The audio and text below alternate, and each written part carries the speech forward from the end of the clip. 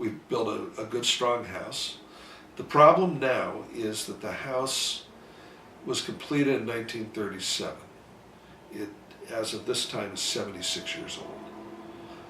And while we're full of all these great old stories about the old houses, and we'll try and get out as much of this online as possible, it's important to remember that an aging structure of 76 years old is showing its age.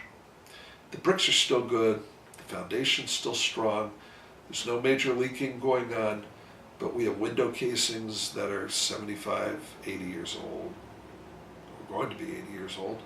We have facilities within the structure that are getting old.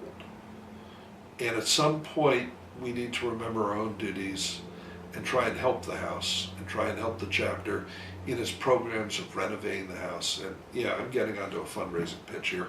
But if you've enjoyed the stories so far, I'll tell more, and hopefully we'll get around to interviewing the stories I want to tell of from brothers who have passed on, and of their experiences in the house. Hopefully we'll get some of the brothers from the 50s and 60s and 70s, including the weird years, to tell some good stories.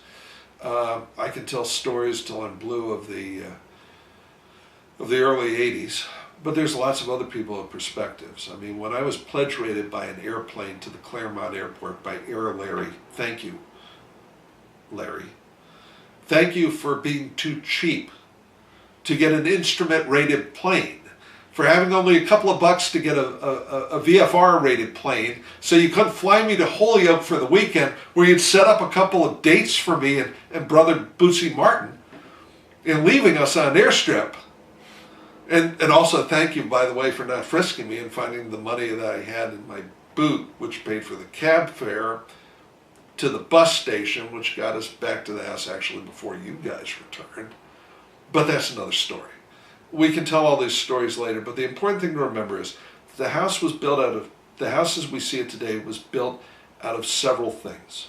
One is steel and granite and brick. And the granite's in every single wall because the walls have 2 layers of plaster. The outer layer is gypsum plaster, and the inner layer is granite plaster over steel lath. That was designed as a fire hazard, but it also to abate fire hazards. But it also was there because the granite of New Hampshire is part of us. It flows through all of us from our college years. And if you think about the ironwork in there holding up this granite, it's just like the brothers that founded this place who have now gone on.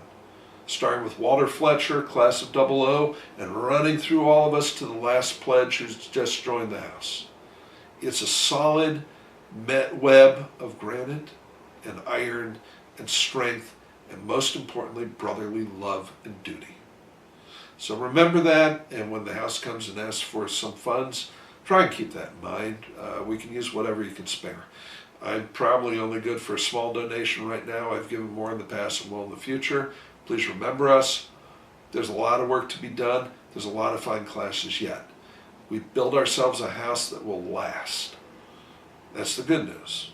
The bad news is that it has lasted, and it now needs some additional work. So I will stop this memory right now at the eve of World War II, when the house is closed.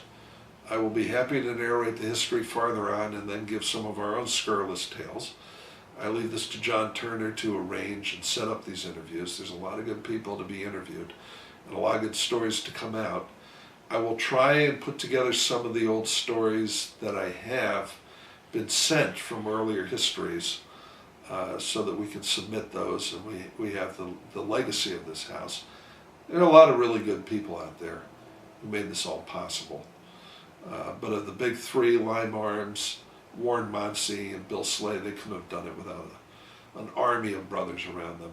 And the understanding of the college that this was a good thing to do. And their lack of a restrictive covenant when it came to deeding us the property. Thank goodness for that. But anyway, I bid you all farewell for right now, and we'll catch up later.